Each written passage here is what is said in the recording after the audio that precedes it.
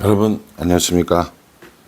4월 2일 목요일 넘치는 우리 교회 매일 묵상 시작하도록 하겠습니다. 오늘 본 말씀은 요한복음 19장 17절부터 27절까지 말씀입니다. 고난주간 은혜 가운데 잘 지내고 계시나요? 청년들을 보니까 자체적으로 뭐 금식도 하고 또 미디어 금식도 하고 이렇게 하더라고요. 어떠한 방법이든지 예수님의 고난을 묵상하면서 그렇게 지내시면 좋겠다라는 생각을 해 봅니다. 오늘 이제 본문에 보면 예수님께서 십자가에 못 박히시는 사건이 나옵니다. 그러니까 이게 우리나라로 치면 금요일 날인 거고요. 시간으로 그냥 우리나라 시간으로 환산해서 보면은 오전 9시에 예수님께서 십자가에 달리시고 오후 3시에 십자가에서 죽으시는 이런 일들이 일어나게 됩니다. 예수님께서 십자가에 달리실 때 함께 있었던 그 강도들도 있었거든요. 그리고 예수님을 십자가에 못 박았던 그 로마의 군사들도 있었고, 또 예수님의 마지막을 보기 위해서 왔던 예수님의 어머니와 그리고 이 다른 이제 여자들도 있었다라는 겁니다. 그들이 예수님의 죽음을 어떻게 보았는지 또 어떤 일이 있었는지 한번 살펴보고자 합니다. 17절에요. 그들이 예수를 맡음에 예수께서 자기의 십자가를 지시고 해골, 히브리 말로 골고다이라 하는 곳에 나가시니 이렇게 얘기합니다. 예수님이 십자가를 직접 지고 가시는 거예요. 가끔 이제 그 해외 영상 가운데 십자가를 지고 갔네 뭐 이런 영상 나올 때가 있거든요. 보면 십자가가 이렇게 있으면 이 끝에다가 바퀴를 달아가지고 이렇게 메고 가면 술술술 딸려오게 이렇게 만든 것도 있거든요. 사실은 그건 십자가를 지는 게 아니죠. 그런 의미가 아니라 정말 죄수가 자신의 이 십자가를 지고 그 언덕을 오르는 겁니다. 이미 오랜 고문을 당하셨고 또 극도로 피곤하고 스트레스가 심한 상황이었기 때문에 예수님이 십자가를 지고 가시는 건 굉장히 힘들었을 일이었을 겁니다. 뭐 가볍고 들기 좋고 이런 것도 아니고 아마도 둔탁하고 무거운 이런 십자가였을 거란 말이죠. 예수님께서 그 십자가를 지고 올라가시는 길, 그것이 지금 성지순례하는 사람들이 가는 그런 길인 거죠. 우리가 흔히 비아 돌로로사라고 이야기하는데 십자가의 길에 이제 예수님께서 넘어지시는 곳, 예수님께서 뭐 하시는 곳 이렇게 해서 성지순례 가면 다 볼 수 있다고 합니다. 사실은 그거는 이제 오늘날 사람들에 의해서 여기가 예수님이 넘어지신 곳, 여기가 예수님이 뭐 하신 곳 하면서 여러 가지 이제 십자가의 길로 표현되어져 있지만 예수님께서 그 당시에 이 십자가를 지셨을 당시에 그곳은 그 상황은 차마 이루 말할 수가 없지 않나라는 이런 생각을 해보게 됩니다. 예수님께서 그렇게 십자가에 못 박히시고 좌우에 양편에 예수님과 함께 십자가에 못 박힌 강도들도 있었습니다. 이 두 강도 중에 이 공간복음에 의하면 한 사람은 예수님을 부인했고 한 사람은 예수님을 영접했죠. 그래서 오늘 내가 나와 함께 낙원에 있으리라 라는 이야기를 들었던 사람입니다. 고등학교 미션 스쿨 나왔는데 1학년 그 성경 과목의 시험에 기말고사에 이게 나왔어요. 기말고사인가 중간고사인가. 예수님과 함께 십자가에 못 박혀서 마지막에 회개하고 구원에 받은 사람은 어느 편 강도입니까? 라고 이렇게 얘기한 거예요. 그래서 1번 없다, 2번 오른쪽, 2번, 3번 왼쪽 뭐 이렇게 나왔는데 저 생각에 이게 있었나? 라고 생각을 해서 그냥 어쩔 수 없이 그냥 한 편이라고 썼어요. 오른쪽인지 왼쪽인지 썼단 말이에요. 답을 그냥 안 쓸 수는 없으니까. 근데 나중에 이게 논란이 된 거예요. 오른편이냐 왼편이냐 이런 게. 이게 뭐 전설에 의하면 뭐 왼편이다라는 얘기도 있고 막 오른편의 얘기도 있는 거예요. 근데 선생님이 그때 우리 가르치던 전사님이 그 이제 문제를 잘못 생각을 한 거죠. 그래서 이 문제가 전부 다 정답 처리되어지는 이런 일들이 한번 저 고등학교 때 있었습니다. 그래서 되게 이 부분을 묵상할 때마다 그 생각이 나요. 오른쪽이냐 왼쪽이냐 누가 구원받았느냐가 보다 더 중요한 건 어떻게 그 상황에 예수님 영접을 했고 마지막 순간에 예수님을 영접을 해도 예수님께서 구원해 주시는구나 라는 이 사실을 깨닫는 것이 더 중요하다라는 거죠. 이제 예수님께서 십자가에 못 박히신 상태입니다. 그리고 19절에 빌라도가 패를 써서 십자가 위에 붙이니 나사렛 예수 유대인의 왕이라 기록되었더라 이렇게 얘기합니다. 빌라도가 죄패라고 하죠. 십자가가 있으면 이 위에다가 맨 꼭대기에다가 이 사람이 무슨 죄를 지었는지를 쓰는 거예요. 뭐 반역이면 반역죄, 뭐 살인이면 살인죄 이런 죄패를 쓰는데 사람들이 오고 가는 그 길에 사람들이 몰려 있는 그곳에 죄패다 뭐라고 쓰냐면 나사렛 예수 유대인의 왕 이렇게 써 있는 겁니다.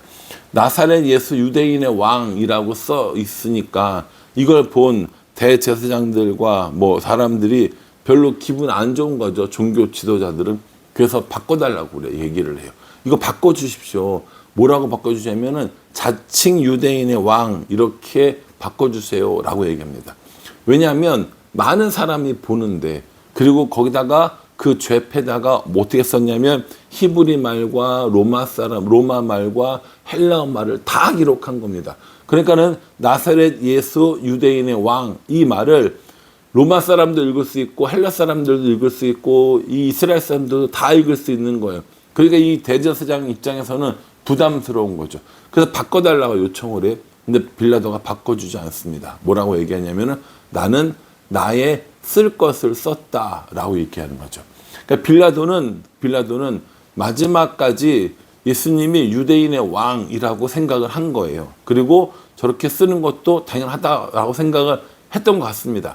근데 문제는 뭐냐면 그럼에도 불구하고 자신의 안위, 자신의 이런 어떤 이 총독의 일을 하는데 어려움이 생길까 봐 예수님에게 선고했다라는 거죠. 우리가 전에 살펴봤던 것처럼 빌라도는 예수님을 두려워하거나 하나님을 두려워하기보다는 사람들을 더 두려워하고 사람들의 인기가 훨씬 더 중요했던 사람이었다라는 겁니다.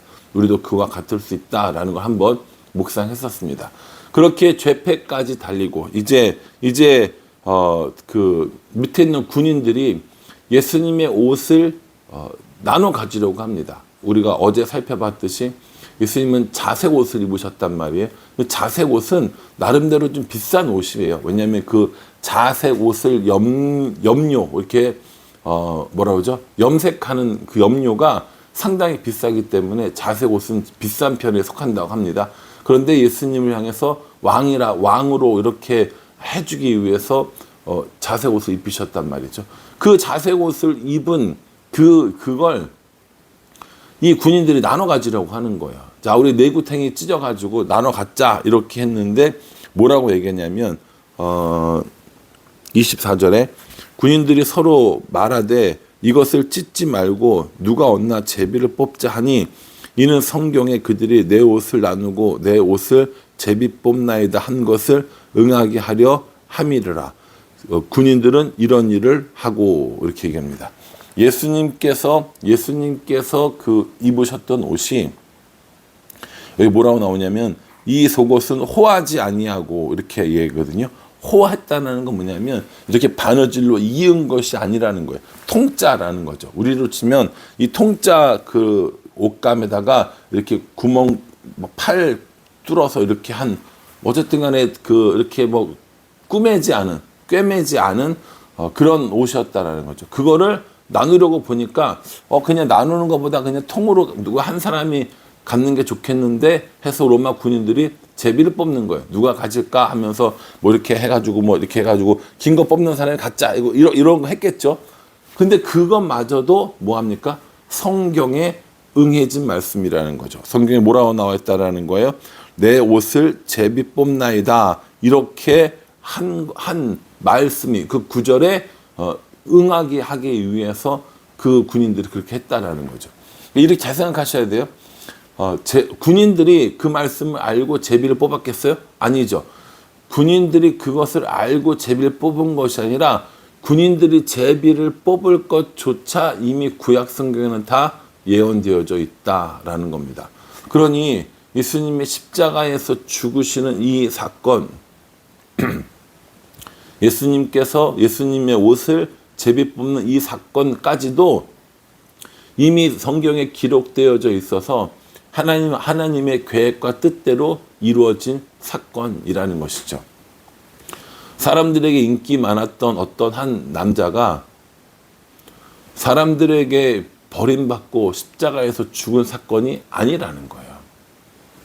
이미 구약 성경에서부터 많은 예언들이 있었고 그 예언의 마지막에 모든 것들이 다 예수님께로 지금 맞춰지고 있고 그래서 예수님께서 우리를 구원하실 구원자라는 것을 이야기하고 있습니다. 그러니까 예수님은 철저하게 성경에 순종했고 하나님 말씀에 순종했다라는 겁니다. 이 고난의 십자가, 이 아픈 십자가, 이 치욕의 십자가를 지면서도 마지막까지 이 성경이 응하게 하려고 또 하나님의 말씀에 순종하기 위해 살아가는 우리 예수님의 모습을 보게 되는 겁니다. 이제 군인들은 제비를 뽑고 있고 예수님 옆에는 예수님의 이 육신의 어머니 마리아가 있습니다. 25절에 예수의 십자가 곁에는 그의 어머니와 이모와 글로바의 아내 마리아와 막달라 마리아가 섰는지라 이렇게 얘기합니다. 되게 마리아가 많죠. 예수님의 어머니도 마리아, 글로바의 아내 마리아, 막달라 마리아 이렇게 있는 겁니다. 그러니까 되게 헷갈리잖아요. 우리가 이제 그 지역을 넣거나 이렇게 하는 거죠. 뭐 예를 들어서 그냥 예수님 어머니는 그냥 어머니 마리아라고 하면 되는 거고요. 또 글로바의 아내, 글로바라는 사람의 아내가 마리아인데 그 사람은 글로바의 아내라고 붙여줬고 또 다른 마리아는 막달라 지방에 사는 마리아인 거죠. 그래서 막달라 마리아고 이 7귀신을 쫓아 주었던 그 사람을 의미하는 겁니다. 이 예수님 주위에 이렇게 여러 사람들이 있었고 그리고 누가 있었냐면은 예수님의 사랑하는 제자가 있었다고 얘기합니다. 이 예수님의 사랑하는 제자가 누구냐면 바로 이 요한이 되는 거죠. 이 요한복음을 기록한 요한이 이 모든 것들을 다 받고 요한의 어머니와 함께 있었다라는 거예요. 누구라고 나와요? 이모라고 나오거든요. 그 어머니와 이 이모가 살로메인 거고 이 마리아의 자매인 거고 그 살로메의 아들이 누구냐면 사도 요한인 거죠. 그러니까 족보상으로 따지자면 사도 요한하고 예수님하고는 사촌지간인 거거든요. 이 예수님께서 이제 십자가의 죽음 앞에서 사도 요한에게 그 어머니를 부탁하는 모습을 볼 수 있습니다. 26절에 예수께서 자기 어머니와 사랑하시는 제자가 곁에 서 있는 것을 보시고 자기 어머니께 말씀하시되 여자여 보소서 아들이니이다 하고 이렇게 얘기합니다. 여자여 보소서 아들이니이다. 이제 내가 죽음을 당하게 됐으니까 어머니를 모실 사람은 이 아들입니다. 이 요한입니다. 라고 이야기를 해 주시는 거죠. 사실은 이거는 요한이 그 현장에 있지 않았으면 사실은 듣지 못했을 법한 이야기인 것도 맞는 것 같습니다.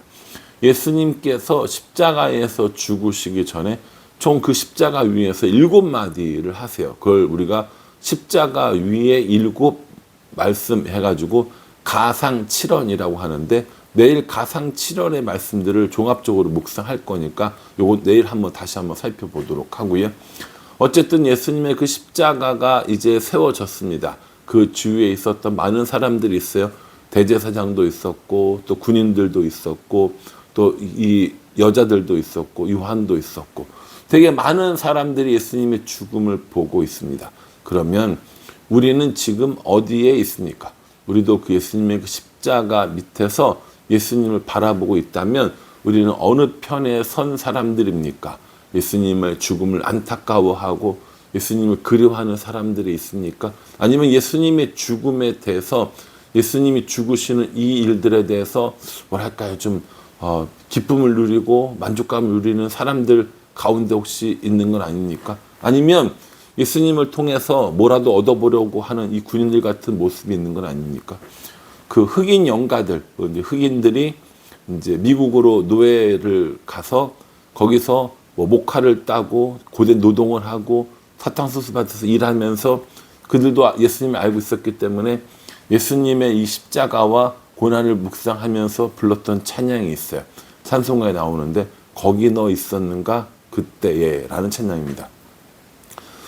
저는 고난주간이 되면 이 찬양을 참 좋아합니다. 자주 부르고 나는 십자가를 설명하고 예수님을 가르치고 이런 사람인데 나는 예수님을 멀리서 가르치는 사람의 입장에서 예수님을 바라보고 있는지 아니면 그 십자가 밑에서 예수님의 죽음을 슬퍼하며 예수님을 그리워하는 사람 가운데 있는지 예수님이 나에게 돈벌이이고 예수님이 나에게 수단인 사람은 혹시 아닌지 라는 생각을 해보게 됩니다. 예수님의 그 십자가 아래서 내 죄를 고하며 예수님의 그 십자가 앞에서 예수님을 그리워하는 그런 사람이 되었으면 좋겠어요.